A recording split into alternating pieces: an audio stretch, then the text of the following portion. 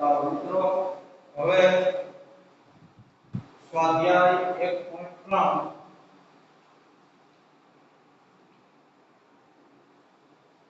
એનો દાખલો પહેલો સાબિત કરો કે વર્ગમૂળ 5 અસમય આપણે પહેલા લેક્ચરની અંદર પ્રમેય 1.4 માં વર્ગમૂળ 2 ને અસમય સાબિત કરી હતી સેમ એ જ રીતે અહીંયા વર્ગમૂળ 2 ને અસમય સાબિત કરવાનું વર્ગમૂળ 5 ને અસમય સાબિત કરવાનું હવે વર્ગમૂળ 5 અસમય છે તો આપણે એનું વિરોધાભાસ ધારી જવાનું ધારો કે વર્ગમૂળ 5 એ સમય સંખ્યા છે માટે r અને s એવી સંખ્યા મળે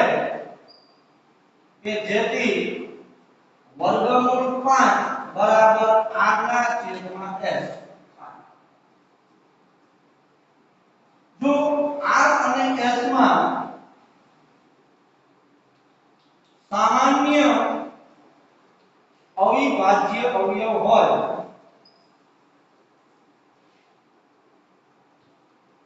તો વર્ગમૂળ 5 બરાબર એના છેદમાં b લખી શકાય એટલે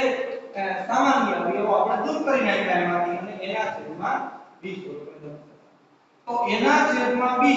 બરાબર વર્ગમૂળ 5 વર્ગમૂળ 5 બરાબર એના છેદમાં b તો એના છેદમાં b બરાબર વર્ગમૂળ 5 માટે a બરાબર વર્ગમૂળ 5 b ભાગાકારમાંથી ગુણાકાર માટે a વર્ગ બરાબર વર્ગમૂળ 5 નો વર્ગ 5 અને b નો વર્ગ બંને બાજુ વર્ગ લેતા બંને બાજુ વર્ગ લેતા તો આપણને a વર્ગ બરાબર 5 વર્ગ મળ્યું હવે અહીંયા એક વસ્તુ વચ્ચે કહી દઉં કે સંક્ષિપ્ત સ્વરૂપ સમય સંખ્યાનું આપ્યું એટલે અહીંયા ટૂંકમાં આપણે આવું લખી શકીએ કે જ્યાં ગુસાઅ ab બરાબર 1 શું કામ મિત્રો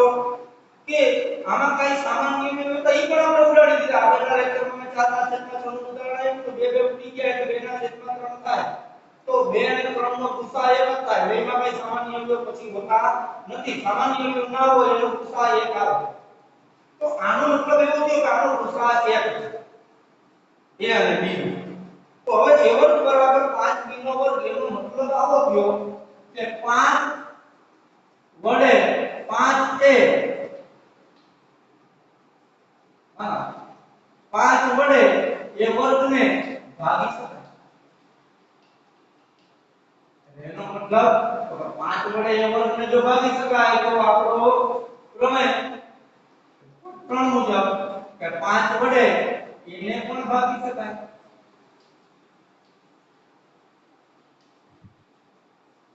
તો 5 વડે એને ભાગી શકાય એનો મતલબ કે 5 એ એનો અવયવ છે એક અવયવ છે 5 તો 5 એ એનો અવયવ હોય તો a બરાબર તો કોઈ c એવો મળે ઉદાહરણ તરીકે કે એક સંખ્યા છે 10 છે એનો એક અવયવ 2 છે તો એવો c એટલે કે એવો 5 એક સંખ્યા મળે કે 2 * 5 કરો એટલે 10 થઈ જાય તો જેનો અવયવ હોય એટલે c એવો મળે કે જેથી a બરાબર 5 * c થાય બંને બાજુ વર્ગ લેતા a વર્ગ બરાબર 5 નો વર્ગ 25 c નો વર્ગ c વર્ગ લેતા તો પણ a વર્ગ બરાબર તો શું છે 5 b નો વર્ગ છે માટે અહીંયા 5 b નો વર્ગ બરાબર 25 c નો વર્ગ માટે b વર્ગ બરાબર 25 c નો વર્ગ 5 ભાગાકારમાં 5 5 25 માટે b વર્ગ બરાબર 5 c નો વર્ગ આ b વર્ગ બરાબર 5 c નો વર્ગ આવ્યો એનો મતલબ શું થયો મિત્રો કે 5 વડે b વર્ગને ભાગી શકાય માટે 5 વડે b ને પણ ભાગી શકાય માટે 5 એ b નો અવયવ છે મિત્રો 5 એ a નો પણ અવયવ છે અને 5 એ b નો પણ અવયવ છે તો બંનેમાં 5 સામાન્ય અવયવ છે એટલે ગુસા ab બરાબર 5 થાય તો કે એ તો આપણી ધારણાથી વિરુદ્ધ છે વાત આપણી ધારણામાં એવું કીધું કે a નો b નો ગુસા તો છે જ નહીં એક જ છે બેમાં સામાન્ય અવયવ છે જ નહીં જે આપણી ધારણાથી વિરુદ્ધ છે માટે વર્ગમૂળ 5 એ અસમય છે એટલે આપણે આખી ધારણા મૂળભૂત ધારણા જ ખોટી છે કારણ કે આ આવ્યું શું કામે આને સમય લીધો તો આવ્યું ને માટે આ જ ખોટું તો આપણું ખોટું માટે આપણી ધારણા ખોટી છે વર્ગમૂળ 5 એ અસમય છે સમય નથી જો મિત્રો મેં આગળના લેક્ચરમાં કીધું તો આગળના પ્રમેયમાં વર્ગમૂળ 2 સાબિત કરવાનો કે માત્ર ફોર્મુલો એ જ રહે છે આ દાખલો એક સિસ્ટમેટિકલ હાલે છે પછી એમાં તમને ગમે સંખ્યા બદલે ત્યાં વર્ગમૂળ 2 હતું તો 5 ની જગ્યાએ બધે 2 કરી નાખવાના બરાબર હવે ગમે તે સંખ્યા માટે તમે પૂછે તો આ રીતે તમે સાબિત કરી શકો ચાલો આનો સ્ક્રીનશોટ લેજો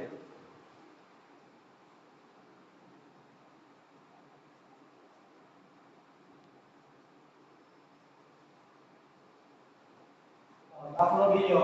સ્વાધ્યાય પત્રનો સાબિત કરો કે 3 + 2 વર્ગમૂળ 5 અસમય છે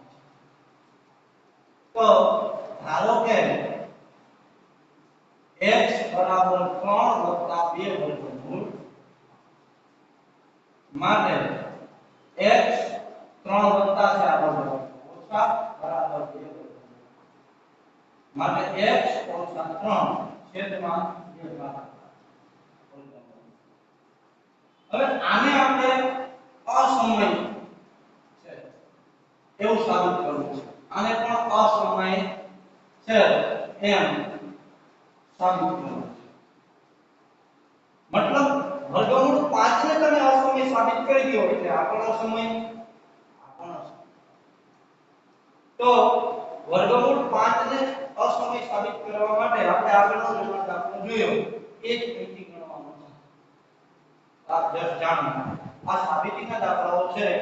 એ મોટે ભાગે આ સ્વાધ્યાયમાંથી પૂછાતા નથી ખાસ કરીને એમસીક્યુ પ્રકારના અને 2 ગુણના અને વધીને રસ્તા પૂછાણ સાથે પૂછે છે 3 ગુણના પણ છતાં આપણે ગણવા જરૂરી છે જે હમણાં આ રીતે બતાવ્યું એ પ્રમાણે તમે એમાં ગણશો તો એ દાખલો એમાં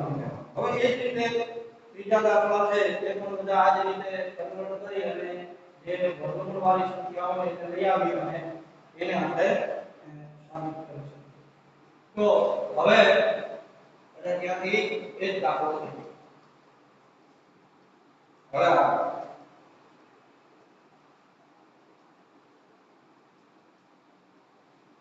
સમય સંખ્યાઓ અને તેના દશાંશ નિરૂપણ નું પુનરાવર્તન તો સૌપ્રથમ આપણે દશાંશ સંખ્યા જોઈએ ધ્યાનથી બરાબર સમજો માનો કે 0.5 છે 3.21 છે આને દશાંશ સંખ્યા દશાંશ સંખ્યા કોઈ પણ હોય માનો કે 0.5 છે તો એને આપણે આમ લખતા હતા 5/10 દશાંશ પછી એક આપો એટલે 1 ની પાછળ 3.21 તો એને આપણે આમ લખતા હતા 321 ના છેદમાં પોઈન્ટ પછી 1 અને 2 આંકડા માટે 1 ની પાછળ 2 શૂન્ય એટલે કે 100 આ દશાંશ અભિવ્યક્તિ છે સંખ્યા આ એનું સમય સ્વરૂપ તો આ જે દશાંશ અભિવ્યક્તિઓ છે એમાં અહીંયા 0.5 પછી પૂરું થઈ જાય છે કાંઈ સંખ્યા આવતી નથી માટે આવી અભિવ્યક્તિઓ છે એને શાંત દશાંશ કહેવાય શાંત દશાંશ આ દશાંશ અભિવ્યક્તિઓ છે એનો પ્રથમ કે જેને આપણે કહીએ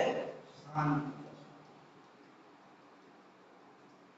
હવે ત્યાર પછી આપણે જોઈએ ઉદાહરણ તરીકે માનો કે અહીંયા 1/3 લખું તો 1/3 એટલે 1/3 1 ને 3 થી ભાગી ન શકાય માટે શૂન્ય ભાગ હવે દશાંશ મૂકી પોઈન્ટ મૂકીને 0 ઉતારી શકીએ તો 3 3 9 વૈધા 1 ફરી પાછો શૂન્ય ઉતારો દશાંશ મૂકી શૂન્ય ઉતારી શકાય 3 3 9 વૈધા 1 શૂન્ય 3 3 9 વૈધા 1 તો ભાઈ આ તો સતત ચાલ્યા કરવાનું તો આ જે સંખ્યા આવી 0. 3 3 3 3 3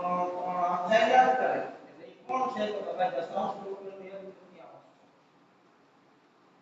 તો આ પણ આના કરતા અલગ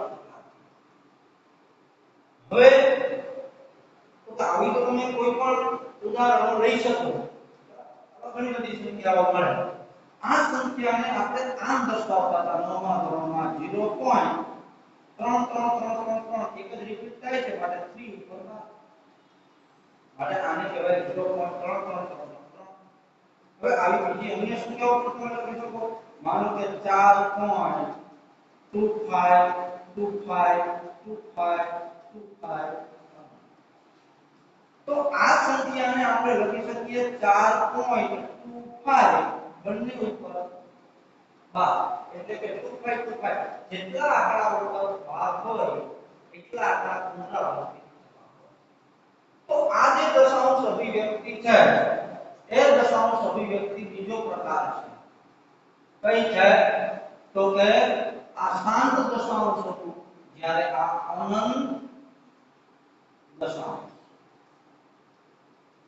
હવે અનંત દશાંશ છે એમાં આ જે સંખ્યાઓ છે બધી એ અનંત આવૃત દશાંશ છે અનંત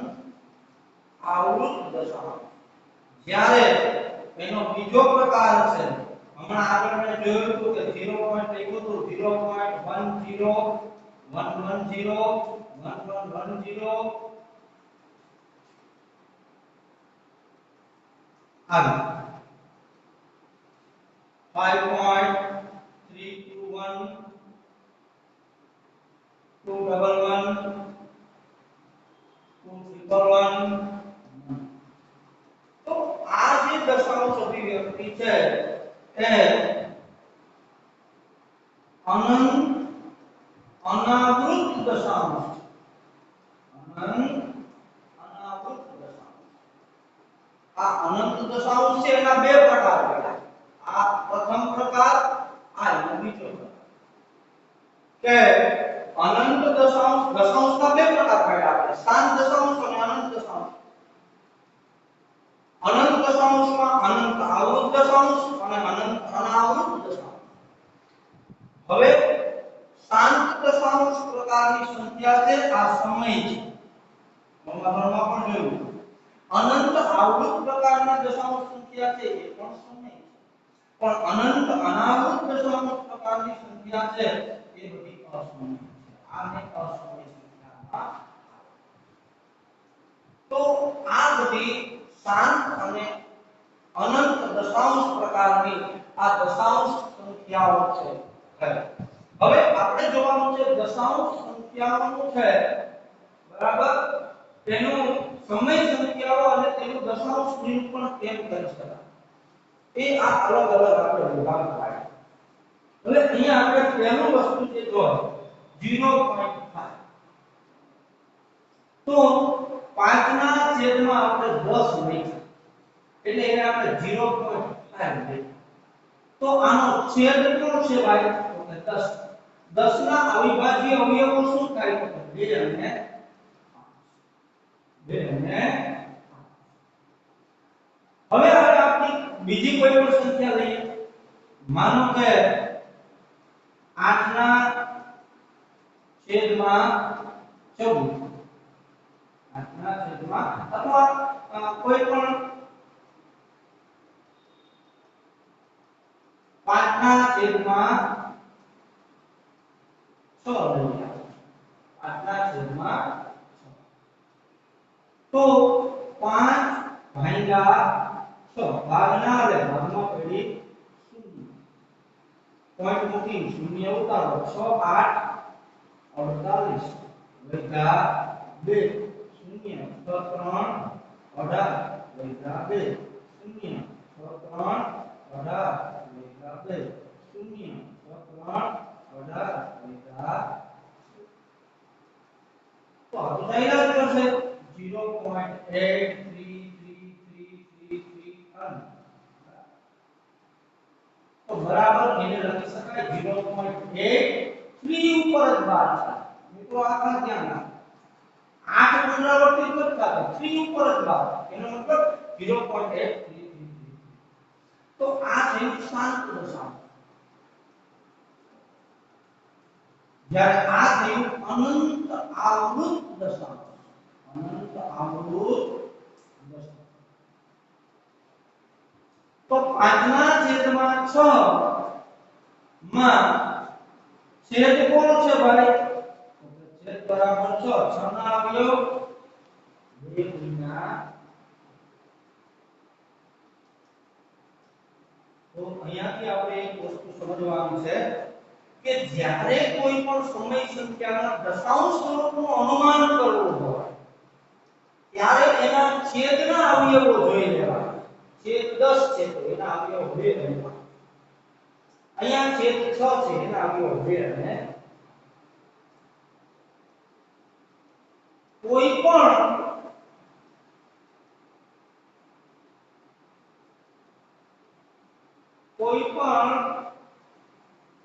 સમય સંખ્યા ના છેદના અવયવો 2 અથવા 5 અથવા 2 અને 5 જ માત્ર હોય આ સમજીએ પછી એનો સમય જોશું આપણે માત્ર કા 2 હોય કા 5 હોય કા 2 અને 5 આ સિવાય કોઈ સંખ્યા ન હોય તો તેનું દશાંશ સ્વરૂપ શાંત મળે તો એનું દશાંશ સ્વરૂપ કેવું મળે શાંત જો અહીંયા 2 અને 5 2 હતા ખાલી 2 હોય ખાલી 5 હોય ઈ સિવાયની કોઈ સંખ્યા ના હોવી જોઈએ 2 અને 5 સિવાયની કોઈ સંખ્યા ન હોવી જોઈએ અહીંયા 2 અને 5 સિવાયની એક આવી ગઈ ઘૂસી ગઈ જો 3 માટે શાંત નો થયું અનંત બરાબર તો શાંત મળે જો 2 અને 5 સિવાયની કોઈ અવિભાજ્ય સંખ્યા છેદનો અવયવ હોય તો તેનું દશાંશ સ્વરૂપ અનંત આવૃત હવે મિત્રો આપણે સમજી ગયા કે કોઈ પણ સમય સંખ્યા આપણને આપે અને એમ કહે કે આ દશાંશ અભિવ્યક્તિ કેવી છે ભાઈ એ આપણે કેવું હોય તો એનો છેદ જોવાનો આકાર જોવાનો કુટુંબ જોવાઈ જાય એમ છેદ જોવો અને શાંત છે કે અનંત છે જોવાઈ જાય કેમ તો કે છેદનો અવિભાજ્ય અવયવ પેટીમાં પાડતા એમ ખાલી જોઈ લેવાનું બગડો હોય ખાલી પાંચડો હોય કે ખાલી 2 અને 5 તો શાંત દશાંશ અને 2 અને 5 સિવાયનો કોઈ ભેગો ઘૂસી ગયો હોય અથવા એકલો હોય 3 7 11 17 19 આવો કોઈ પણ અવિભાજ્ય અવયવ બીજો ઘૂસી ગયો એમાં એટલે કહી દેવાનું કે એનો અનંત આવૃત દશાંશ હોય તો આનું સ્ક્રીનશોટ પાડી લે અને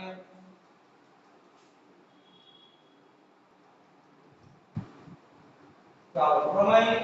1.5 જો x એ શાંત દશાંશ નિરૂપણ વાળી સમય સંખ્યા હોય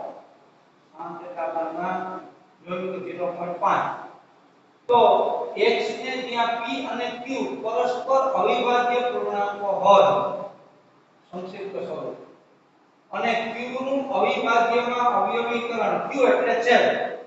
p ના છેદમાં q આ છે તો તેવા p ના છેદમાં q સ્વરૂપમાં દર્શાવી શકાય n અને m ને અનુરૂપ પૂર્ણાંકો છે n અને m એટલે 2 ની n ઘાત અને 5 ની m ઘાત સ્વરૂપમાં દર્શાવી શકાય એક વધારાનું ઉદાહરણ લઈએ તો આપણે અહીંયા 3 ના છેદમાં 8 છે આપણે છેદનું જ મતલબ છે q નો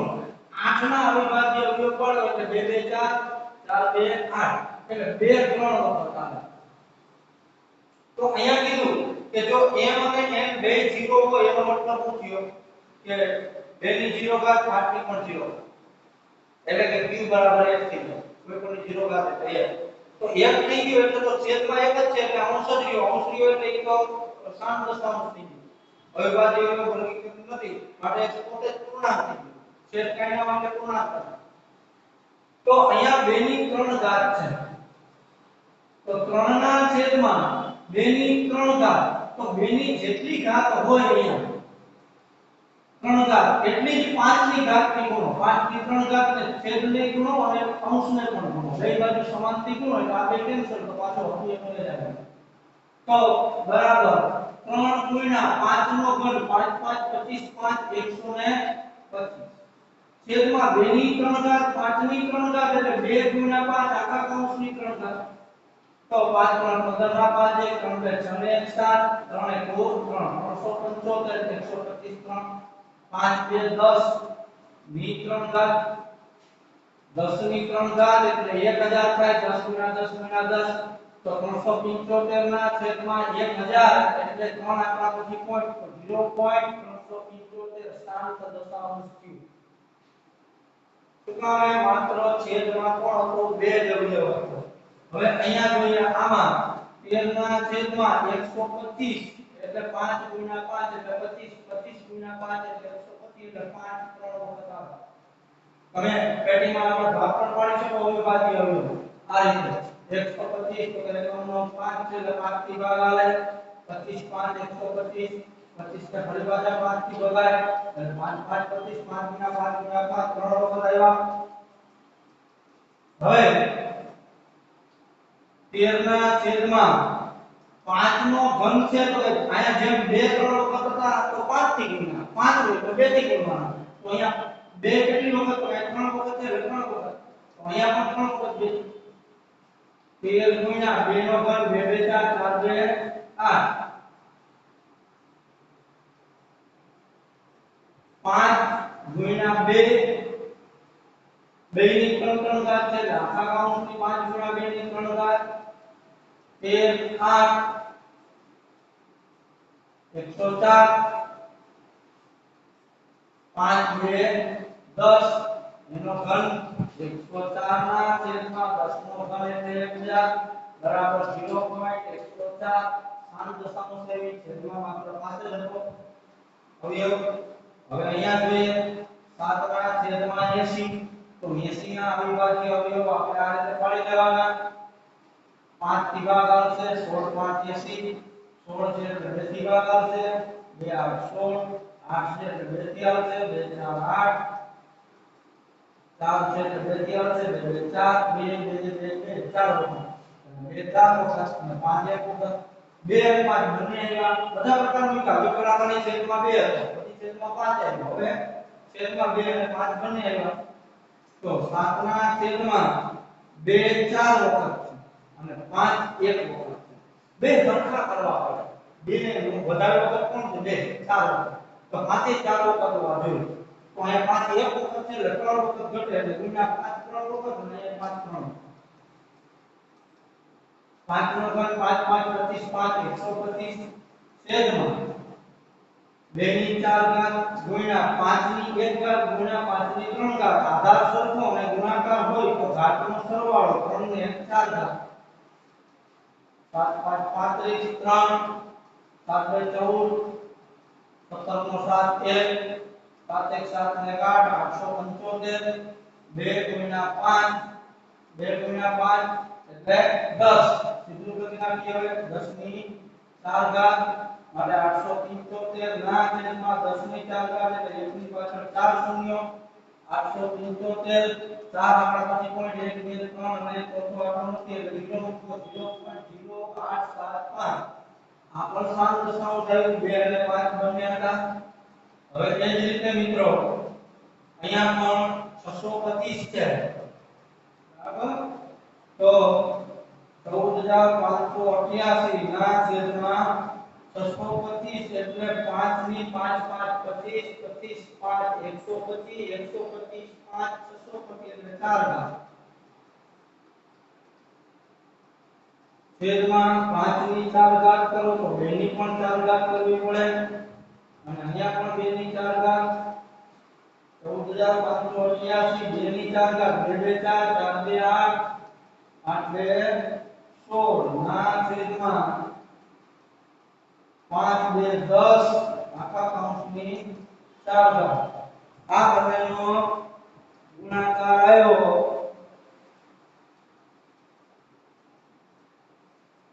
2,33,408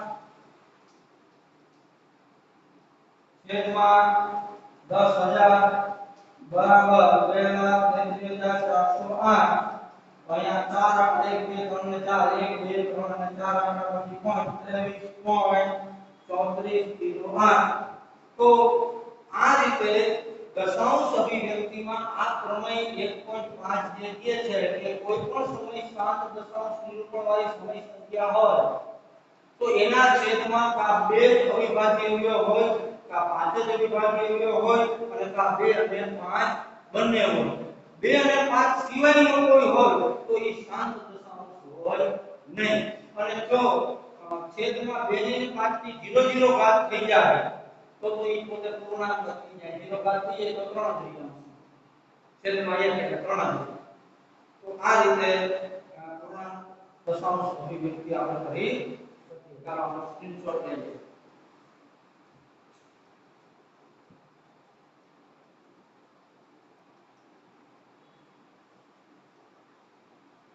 પ્રમેય 1.6 જે આગળ આપણે ચર્ચા કરી અનુસંધાન છે કે જો x કોઈ એવી સંખ્યા p ના છેદમાં q એટલે કે સમય સ્વરૂપ જેમાં અંશ p છે છેદ q છે એટલે q ની વાત આવે ત્યારે છેદ સમજવાનું માં q નું અવિભાજ્યોમાં અવયવીકરણ છેદના અવિભાજ્ય અવયવો વાળો અવયવીકરણમાં 2 અને 5 એટલે 2 ની 1 ઘાત 5 ની 1 ઘાત ગમે તે વખત 2 અને 5 2 કે 5 કે 2 અને 5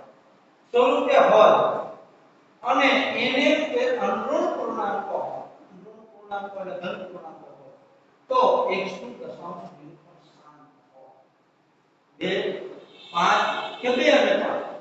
જો e એટલે 0 હોય તો પૂર્ણાંક થઈ જાય આગળ પણ આપણે જોયું પ્રમાણે 5 ની અંદર તો શાંત દશાંશ નિરૂપણ શાંત હોવા માટેની પાયાની શરત આગળ પણ આપણે કીધી કે છેદ છે એમાં 2 અને 5 જ અવયવ હોવો જોઈએ 2 અને 5 સિવાયનો કોઈ અવિભાજ્ય અવયવ આવે તો એ શાંત નથી હોતું એ અનંત અવરોધ દશાંશમાં હવે અહીંયા એક આપણે ઉદાહરણ લઈએ માનો કે 1 ના છેદમાં 7 તો 1 ના છેદમાં 7 એટલે કે 1 ભાગ્યા 7 ભાગના ચાલે ભાગમાં પડી 0 પોઈન્ટ મૂકી અને 0 ઉતારો 7 1 7 10 માંથી 7 જાય તો 3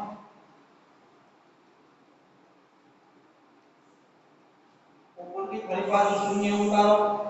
7 4 28 વૈધા 2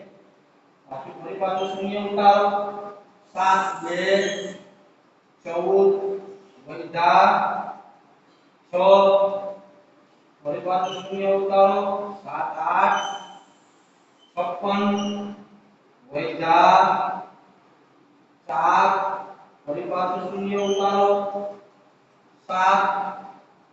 40 છે 7 5 35 વૈધા 5 ફરી પાછું શૂન્ય ઉતારો 7 7 49 વૈધા 1 ફરી પાછું શૂન્ય ઉતારો 7 1 7 ફરી પાછું 1 ઉતારો. હવે તમને થતું હશે હું આ ગુલાબી પેનથી સાથે સાથે શું કામ લખતો જતો કે ગુલાબી ચોકથી લખેલા આંકડા થઈ દરેક ભાગાકારની વખતે વધતી શેષ છે આપણે તાજું કરાવવાનું છે આપણું શરૂઆત. ભાજક કોણ છે 7 તો શેષ કેટલી વધવી જોઈએ 7 કરતા નાની 0 1 2 3 4 5 6 કઈથી નીચે જો 3 2 6 4 5 7 એટલા માટે ગુલાબી પેનથી લખતો એ ખ્યાલ આવે. તો અહીંયા 0.1428571 આમ ચાલ્યા સતત ઈ જ આવ્યા છે એટલે આને આમ લખી શકાય 0.1428571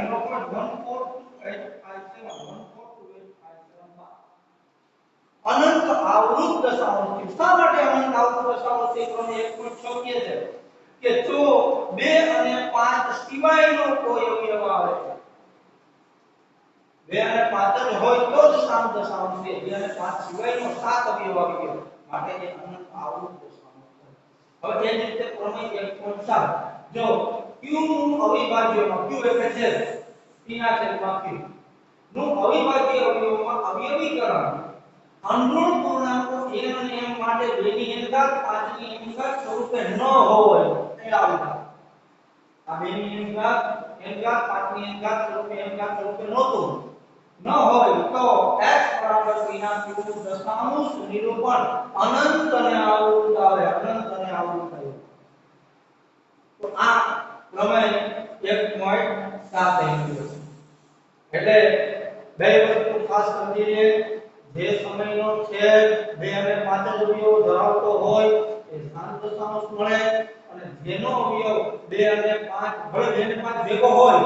પણ એના સિવાયનો એક અવયવ એમાં દાખલ થઈ જાય એક અવયવ હોય 2 અને 5 સિવાય એટલે અનંત આવૃત દશાંશ મળે.